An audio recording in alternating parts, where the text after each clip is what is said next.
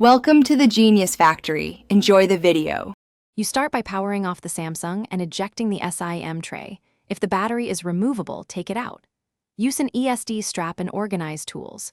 Phillips #00, plastic picks, a suction cup, and a heat gun set to around 80 degrees 90 degrees to soften adhesive. Once heated, pry the rear panel with slow, steady force to avoid cracking glass. Make sure to lift near a corner and work around the seam. After the back is off, photograph internal screw locations so reassembly matches original placement. Once the phone is open, disconnect the battery to prevent shorting and then ground yourself. You'll see the fingerprint module or sensor flex near the motherboard.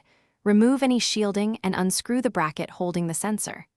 Carefully lift the flex connector using a plastic spudger. Do not yank the cable.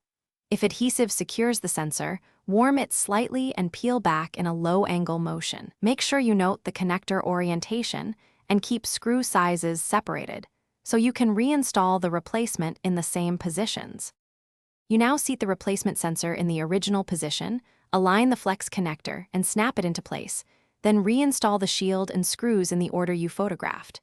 Reconnect the battery and test before sealing. Power on, go to Settings, Biometrics, and attempt to enroll a fingerprint.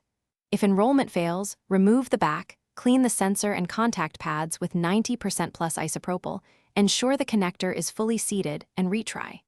Once successful, apply new adhesive and press the rear panel until it bonds. Thanks for watching. If you found this helpful, don't forget to like and subscribe.